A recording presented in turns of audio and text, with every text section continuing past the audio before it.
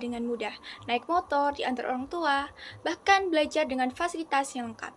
Tapi, beberapa daerah di Indonesia masih ada anak-anak yang harus berjalan jauh, melewati jalan yang rusak, bahkan memilih berhenti sekolah karena keadaan ekonomi. Di tahun 2026, masalah pendidikan belum sepenuhnya selesai. Masih banyak anak di Indonesia yang belum mendapatkan hak pendidikan yang layak. Berdasarkan berita dari Hakdiknas 2026, di Kabupaten Garut tercatat sekitar 19.000 anak mengalami putus sekolah. Penyebabnya bermacam-macam, ada yang karena faktor ekonomi, membantu orang tua bekerja, akses sekolah yang jauh, hingga fasilitas pendidikan yang kurang memadai. Di daerah terpencil, beberapa siswa bahkan harus berjalan berkilo-kilometer hanya untuk sampai ke sekolah. Tidak semua sekolah memiliki internet yang baik, ruang kelas yang nyaman, atau jumlah guru yang cukup. Hal ini menunjukkan bahwa pemerataan pendidikan di Indonesia masih menjadi tantangan yang besar. Dan aku tak punya hati untuk menyakiti dirimu. Oh, teu malu ku babaturan, manggul gitu. Ente. Ikhlas membantu orang tua. Punya hati untuk mencintai diri. Ketika anak putus sekolah, dampaknya bukan hanya dirasakan saat ini, tetapi untuk masa depan mereka.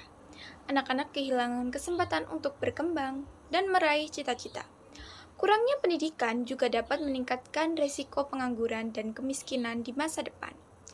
Padahal, pendidikan adalah hak setiap anak, bukan hanya untuk mereka yang tinggal di kota, tetapi juga yang berada di daerah terpencil. Karena itu, diperlukan solusi yang inovatif dan nyata agar pendidikan bisa menjangkau semua anak Indonesia. Salah satu solusi yang dapat dilakukan adalah program belajar keliling atau kelas bergerak.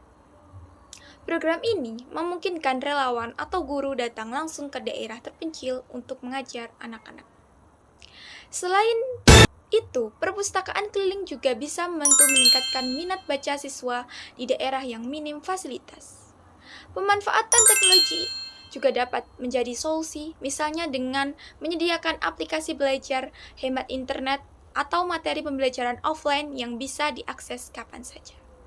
Tidak hanya pemerintah, mahasiswa dan masyarakat juga bisa berkontribusi untuk kegiatan relawan pendidikan, seperti donasi buku atau mengadakan kelas belajar gratis. Dengan kerjasama dan kepedulian bersama, pendidikan yang merata bukan hal yang mustahil. Pendidikan bukan sekedar kita pergi ke sekolah. Pendidikan adalah harapan, masa depan, dan kesempatan untuk mengubah kehidupan. Indonesia memiliki banyak anak hebat. Namun, mereka membutuhkan akses dan kesempatan yang sama untuk belajar. Karena itu, sudah saatnya kita lebih peduli terhadap pendidikan di daerah-daerah yang masih tertinggal. Karena kemajuan bangsa tidak dilihat dari kotanya yang besar, tetapi juga dari bagaimana seluruh anak Indonesia bisa mendapatkan pendidikan yang lebih layak. Saya percaya setiap anak berhak untuk memiliki mimpi, dan pendidikan adalah jalan untuk meraihnya.